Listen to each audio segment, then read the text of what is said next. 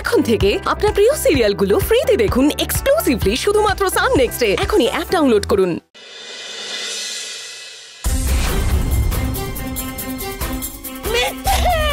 মিথ্যে কথা বলছে, কমপ্লিটলি মিথ্যে কথা বলছে দাদা, পুরো মিথ্যে কথা বলছে। এটা কি আমি বলছি তোকে, এই সবটাই ডলি ওর কথা, এই শেখর মুখার্জির চক্রান্ত। এরা দুজনে মিলে চক্রান্ত করেছে।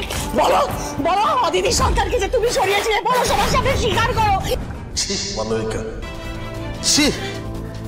তখন থেকে এখানে এত কিছু হয়ে যাচ্ছে, তারপরে তুমি সময়ের মিথ্যা কথা বলে যাচ্ছ। মিথ্যে আমি বলছি না, মিথ্যে তুমি বলছো শেখর মুখার্জি। খবরদার দিদি ভাই, আমার ভালো বাবার উপর একদম গলাবাজি করবেন না। এটা তোমার আর এই যে শেখর মুখার্জির চক্রান্ত, তাই না?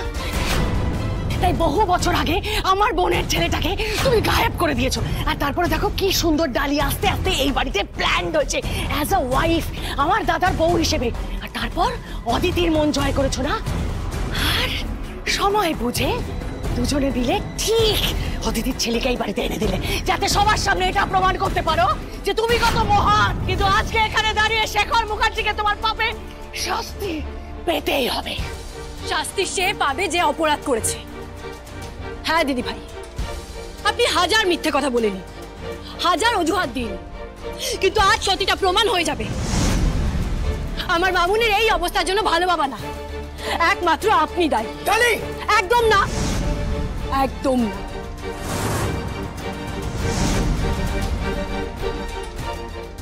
ডার্লিং, আপনি যা যা জানেন আমাদের সকলকে আজকে বলুন।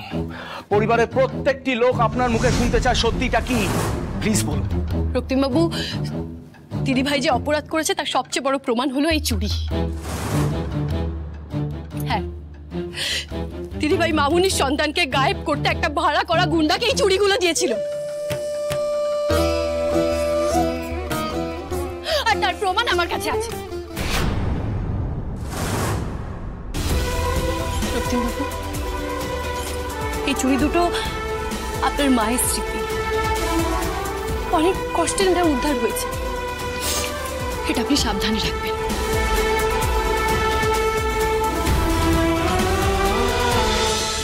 আমি চাইলে আপনার অপরাধগুলো এক্ষুনি সবার সামনে বলতে পারি, কিন্তু না দিদি ভাই, আমি আপনাকে একটা শেষ সুযোগ দিচ্ছি, নিজের মুখে সত্যিটা স্বীকার করুন। বলুন যে আপনার জন্য মামুনিকে এতদিন নিজের স্বামী, সংসার সবকিছু থেকে দূরে থাকতে হয়েছে। মানি না তোমার কথা, আমি একদম মানি না। মিথ্যে কথা বলছো, আমি আমার বোনের ক্ষতি করার কথা কোনোদিনও ভাবতেও পারি না। কোনটা সত্যি আর কোনটা মিথ্যে সেটা আর কেউ না জানুক, আমি তো জানি দিদি।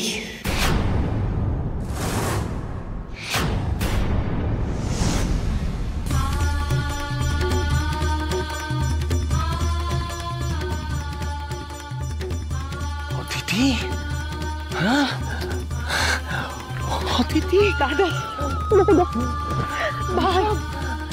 তুই ভালো হয়ে গেছিস? ডালিমা, ডালিমা, অদিতি সুস্থ হয়ে গেছে। হ্যাঁ, আমাদের অদিতি সম্পূর্ণ সুস্থ হয়ে গেছে। হ্যাঁ ভালো বাবা।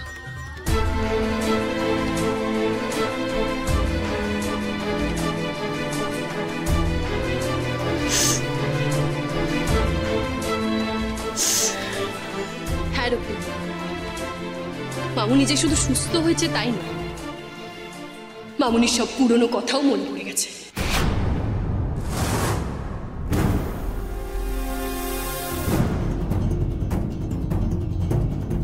আমার স্মৃতি ফিরিয়ে দিয়েছে, আমার সন্তানকে আমার কোলে এনে দিয়েছে এই ডালি। আজ আবার আমি আমার সোনা মেয়ের জন্য সুস্থ জীবনে ফিরে আসতে পেরেছি।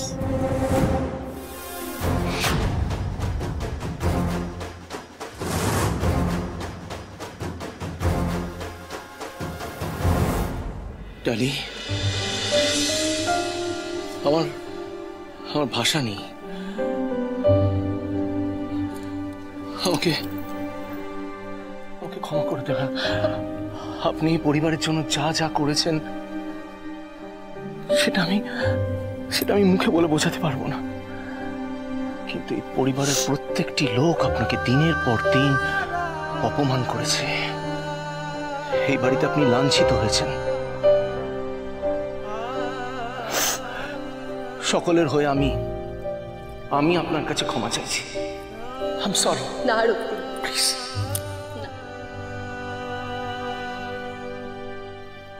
বিশ্বাস করুন, আমি না ভরসা রাখা আর ভগবানের কাছে প্রার্থনা করা ছাড়া কিচ্ছু করিনি। ডাক্তারের ওষুধ আর ঈশ্বরের কৃপায় মামুনি সুস্থ হয়ে উঠেছে।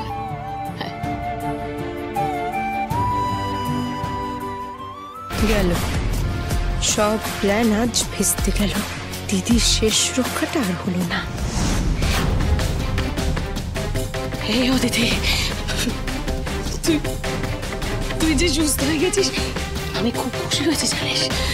তোর জীবনকে শেখর মুখার্জি তছনছ করে দিয়েছে, কিন্তু তারপরে দেখি ঈশ্বরের কৃপা কি সুস্থ হয়ে গেছে। ছাড়, আর কত মিথ্যে বলবেন দিদিভাই, আর কত নাটক করবেন? মানে আপনি কেন বুঝতে পারছেন না যে সত্যিটা সবার সামনে আসার ফাইনালি সময় হয়ে গেছে? মামুনি, তুমি নিজের মুখে এবার সবাইকে সত্যিটা বলো। ছাড়, বলতে দে আমাকে। যে শেখর মুখার্জিকে তুই দোষী সাব্যস্ত করতে চেয়েছিলি, সেই শেখর মুখার্জি আমার কাছে ভগবান তুল্য। সঞ্জয় না থাকার সময়টা দাদা আমাকে যত্নে স্নেহে ও বাড়িতে আগলে রেখেছিলেন।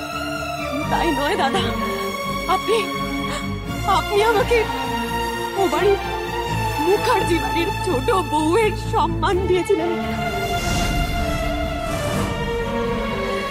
আর আমার এত সুখ, এত সম্মান সহ্য হয়নি আমার নিজের দিদি মালবিকা দেব বর্মনের।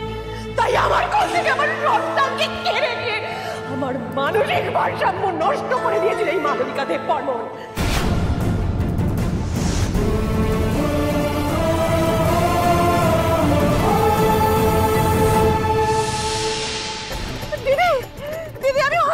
আমি অদিতি বলছি। দিদি, কি হয়েছে অদিতি? তোর গলাটা এরকম লাগছে কেন? দিদি, আমার খুব খুব শরীর খারাপ করছে দিদি।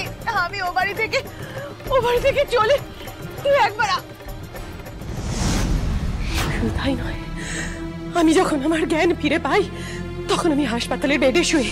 বাবু, আমার বাবু কোথায়? বাবু, বাবু, দিদি, দিদি তুই এসেছিস? দিদি, আমার বাবু কোথায় গেল? আমার বাবুকে দে না দিদি, আমি একটু আদর করি, ছুঁয়ে দেখি কোথায় রেখেছিস। না দিদি না, মায়া বাড়ি আর কোনো লাভ নেই। ভুলে যা তোর সন্তানকে। কি ভেবেছিলিস তুই? বড়লোক বাড়ির বউ হয়ে এবার রাজরানী হয়ে থাকবি, তাই তো? তুই কোনোদিনও সংসার, স্বামী কিচ্ছু পাবি না।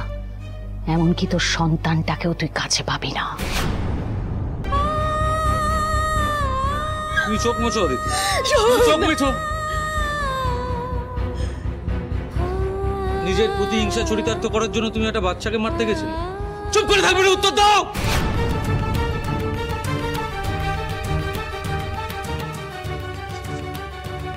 জানিস, তোকে আমার দিদিভাই বলতে লজ্জা হচ্ছে। আর প্লিজ এবার বলিস না যে ভুল হয়ে গেছে, ক্ষমা করে দাও। কারণ এটা ভুল না, এটা অপরাধ। তুই অপরাধী, ক্রিমিনাল একজন।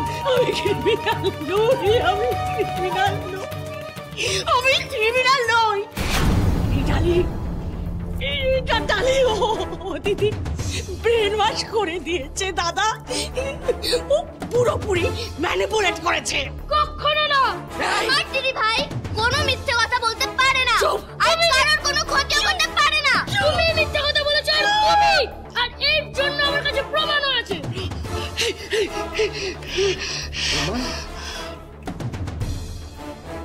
আর এই হলো তার প্রমাণ।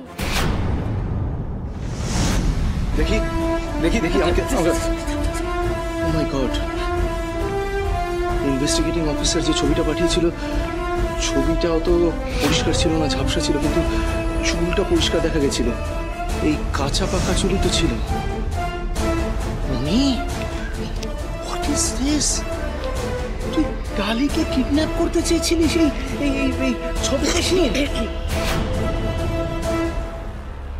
দিদিভাইয়ের অপরাধের লিস্ট এখনো শেষ হয়নি। মনে আছে কদিন আগে দেব বর্মন ফার্মাসিউটিক্যালসে যে চুরি হয়েছিল? সেটাও আমার ভালো বাবা করেনি। আর তার প্রমাণও আমরা পেয়েছি। কিন্তু প্রশ্ন হলো ওই লোকটাকে ভালো বাবার মতো করে সাজিয়ে কে পাঠিয়েছিল, সেটাও দিদিভাই। আর এই হলো তার প্রমাণ। দেখুন, সবাই ভালো করে এটা দেখুন।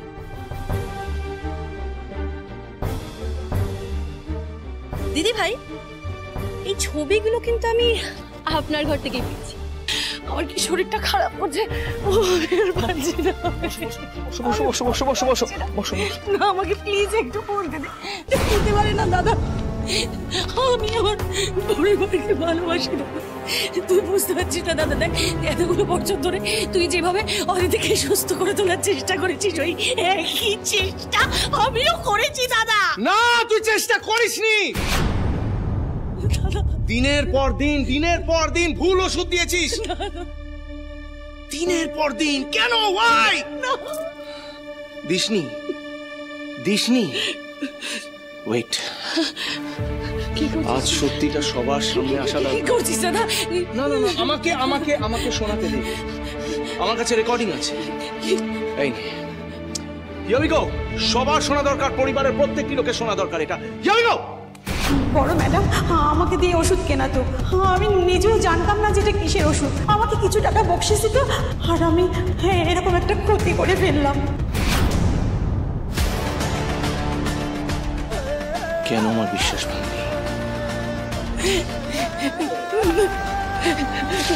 কেন আমার পরিবারের ক্ষতি করলি? আমি ক্ষতি করি? কোন স্বার্থে? জবাব দে। I want an answer Malabika, I want an answer. বল! চল তাহলে শেখর মুখার্জির জন্য। ইয়েস, আমার জীবনটাকে শেষ করে দিয়েছিলে না? জ্বালিয়ে পুড়িয়ে চারকাল করে দিয়েছে এই শেখর মুখার্জি দাদা। দিদিভাই, কিসের এত রাগ আপনার আমার ভালো বাবার উপর? কেন শেষ করে দিতে চেয়েছিলেন বলুন? কেন রাগ থাকবে না? আমি ভালোবাসতাম শেখরকে, মর্যাদা দেয়নি কোনোদিনও। আমি চেয়েছিলাম যাতে আমার হয় তুই বদলাটা নেস শেখর মুখার্জির বিরুদ্ধে, তাই বাধ্য হয়ে তোর যাতে শেখর মুখার্জির বিরুদ্ধে শরীরে আরো রাগ জন্মায়, তুই যাতে আরো খেপে উঠিস। তাই অতিথির সন্তানটাকে হসপিটাল থেকে আমি গায়েব করে দিয়েছি। পেশেন্ট জানবে তার সন্তান মৃত জন্মেছে। তোমার মুখ বন্ধ রাখার জন্য এই একটা ছুরি যথেষ্ট। হে ভগবান, ওই বাচ্চাকে সরাতে আমি হেল্প করেছিলাম। আমি যে জড়িত সে কথা আবার ম্যাডাম বলে দেবে না তো? আমি স্বীকার করছি, শেখরের বিরুদ্ধে প্রতিশোধ দিতে আমি মরিয়া হয়ে উঠেছি দাদা। তাই আমি অন্যায়টা করেছি। একটা অপরাধ কি তুই আমার ক্ষমা করে দিতে পারিস না? না, কারণ তুই একটা অপরাধ লুকোনোর জন্য হাজারটা অপরাধ করেছিস। একটা মিথ্যে লুকোনোর জন্য হাজারটা মিথ্যে বলেছিস। দিনের পর দিন নিজের স্বার্থের জন্য প্রত্যেকটি মানুষকে বিপদে ফেলেছিস, তাদের জীবন একেবারে বরবাদ করে দিয়েছিস। ওয়াই?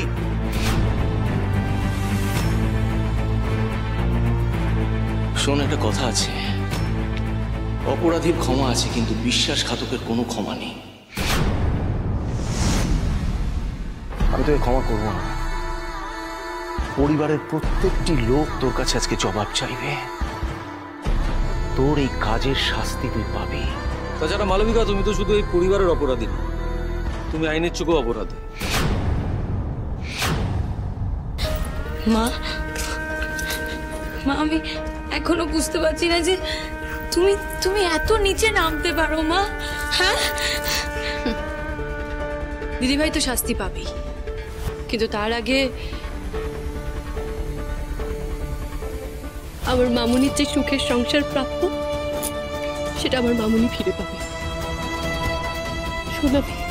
হ্যাঁ মামুনি, কারণ ঈশ্বরের আশীর্বাদে মামুনি যে শুধু সুস্থ হয়েছে, ছোটনকে ফিরে পেয়েছে তা নয়। ভালো বাবা, আমি কাকাইয়ের খোঁজ পেয়েছি।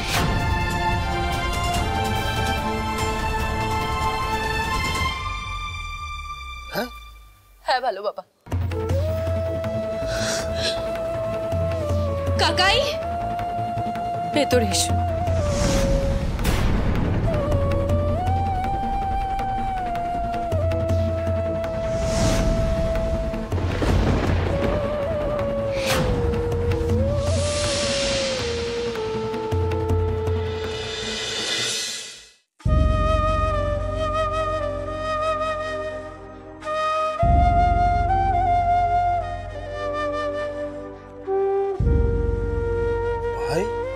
দাদা তুই ভালো আছিস দাদা?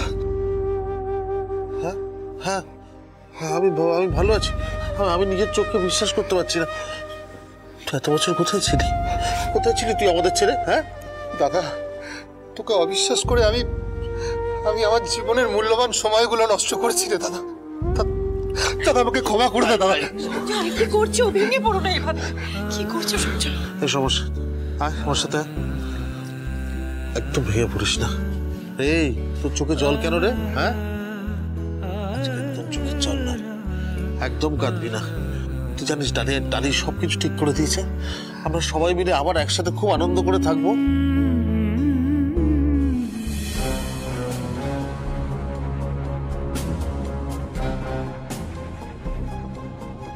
আসুন এদিকে আসুন। কি ব্যাপার? হ্যাঁ কি হলো বিষয়টা? ঝুম, তোমাদের নাম আমি ইচ্ছে করে নিইনি, কিন্তু তার বদলে তোমাকে একটা কাজ করে দিতে হবে। কি কাজ? আমি এই কাজটা তো সম্পূর্ণ করতে পারলাম না। আমার এই কাজটা এবার তোমাদের করতে হবে। শুধু দেখবে যেন ডালি এই বাড়ির ত্রিসীমানায় না থাকতে পারে। বাবা এতগুলো বছর আমার কাছেই ছিলিস রে বাবা, কিন্তু আমি যে তোকে চিনতে পারিনি রে। আর না আর একটু সময় নষ্ট করো না রে বাবা। আমি রক্তিম। Thank you.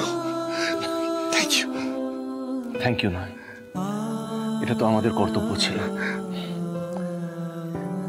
উনি দেখ, একটা পরিবারটার দিকে তাকিয়ে দেখ। যে ধ্বংসলীলায় তুই মেতেছিলিস, চেয়েছিলিস যে পরিবারের প্রত্যেকটি লোকের ক্ষতি হোক, বুমারাং হয়ে গেল পুরো ব্যাপারটা। ভাগ্যের চক্র একেই বলে। আজ তুই জীবনে ধ্বংসের মুখে দাঁড়িয়ে আছিস। পরিবারের একটা লোকও তোর পাশে। কি ঝুম, am I right? ঠিক বলছি? হ্যাঁ হ্যাঁ অফকোর্স।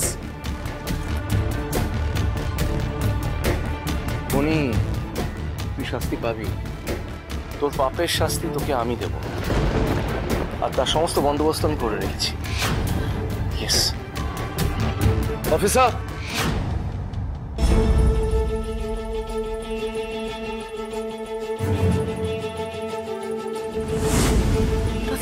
না, আজ তুই আর একটা কথা বলবি না। যদি কথা বলতেই হয়, আইন বলবে কথা। আইন ডিসাইড করবে তোর ভাগ্য। আজ দেববর্মন পরিবার সমস্ত বিপদ থেকে মুক্ত হলো। বিপদ তো আসবে রেকু, আর আসবে এবার এই ডালির ওপর।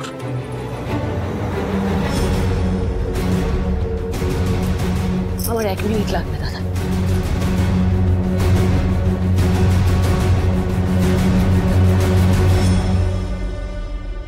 এটাই চেয়েছিলে তো, এই পরিণতিটাই হোক আমার জীবনের। এবার তুমি খুশি তো মিস্টার শেখর মুখার্জি? না, আমি খুশি নই। আমি এই কারণেই খুশি নই মালবিকা, কারণ আমি তোমার ক্ষতি চাইনি কোনোদিনও। আমি কোনোদিনও তোমার ক্ষতি চাইনি এবং চাইও না। কারোর ক্ষতি আমি চাই না। তবে যে পাপ তুমি করেছো তার প্রায়শ্চিত্ত তো তোমাকেই করতে হবে ভাই। মালবিকা না হয় ওর পাপের প্রায়শ্চিত্ত করুক, কিন্তু তুই যে এতদিন আমাদের ছেড়ে ছিলি, যে পাপটা করেছিস, সেটা তো সঞ্চিতার কাছে, মিথিলার কাছে তোর তো পাপের প্রায়শ্চিত্তটা করতে হবে। ওরা তো বাড়িতে অপেক্ষা করছে। হ্যাঁ অদিতি বলছি, তুমি ছোটনকে নিয়ে যাবে তো আমার সঙ্গে? যাবো না আবার? বলছি, তোমার যদি আপত্তি না থাকে তাহলে মামুনি কটা দিন এই বাড়িতেই থাকতে পারে। আসলে মামুনির এই সুস্থ হয়ে যাওয়ার কথাটা না এই বাড়িতে কেউ জানতো না। তাই মামুনি যদি এই বাড়িতে কটা দিন থাকতে পারে তাহলে এই বাড়িতে সবাই খুব খুশি হবে। কাকাই, আমি তোমার কাছে রিকোয়েস্ট করছি, তুমি প্লিজ না। বেশ, তাই হবে। সাবধানে দাদা চলো। হ্যাঁ এক মিনিট দাও। আসি তাহলে। আমাদের পরিবারের তরফ থেকে যদি কোনো ভুল হয়ে থাকে আমি ক্ষমা চাইছি। কি বলছো তুমি এসব? আসি, হ্যাঁ চল আসি।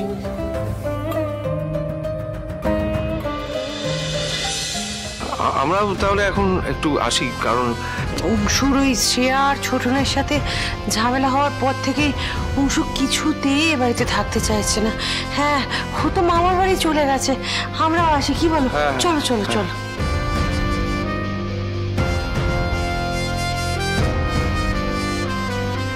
আপনি এখন চলুন আমাদের সাথে, দেরি করবেন না।